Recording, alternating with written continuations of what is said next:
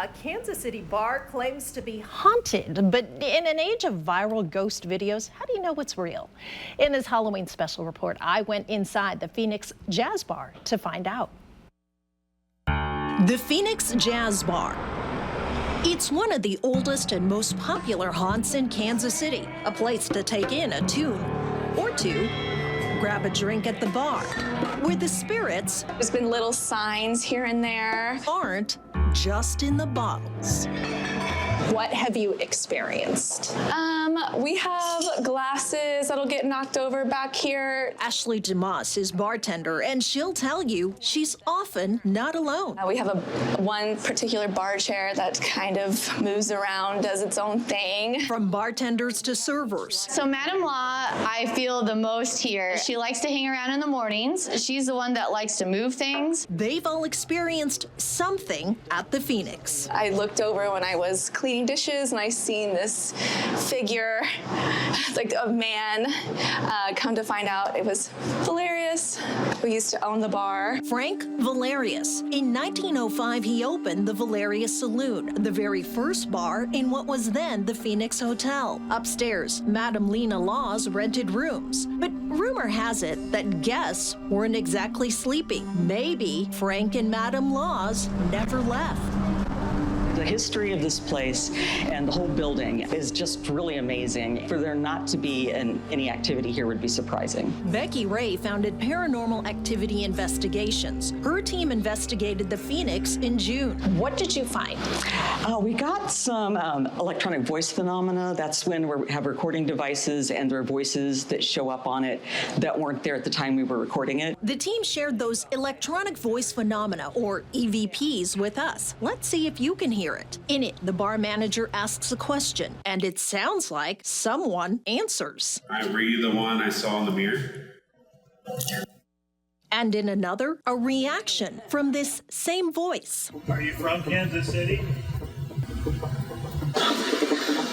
Sarah Crow led the Phoenix investigation. The recordings that you gave me, you do hear like a different voice. Yeah. That was not any of us. The nice thing is we all recognize each other's voices at this point, and we try to make sure that we're not whispering or making weird noises. We needed more evidence. What is known about that chair that you're next to? So we tagged along on another investigation. We've heard that there seems to be activity around the chair, and it's entirely possible that person's energy is still here. An electrical tripwire is used to test the theory. What they look for is changes in the electricity in the air, and there's a hypothesis that ghosts use that energy. Then questions are asked to draw out said energy. Is there anybody here with us?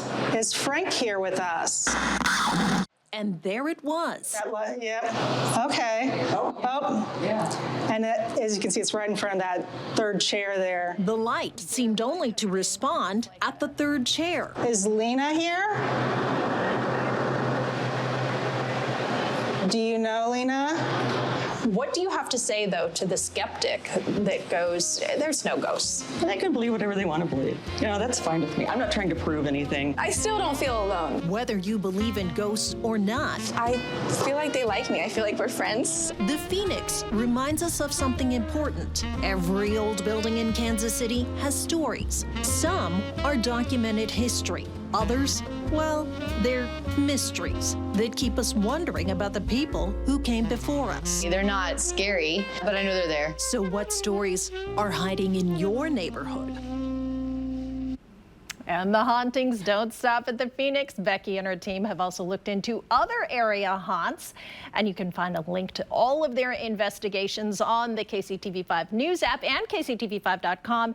And you can also listen to some of the other spooky things that happened at that bar. Speaking of spooky things, just tell us. I'm like, what else happened? Because it's wild to see all that. It is wild, because when you walk into a situation like that, especially, you know, we are so skeptical about things that I was like, nothing's going to happen. Sure.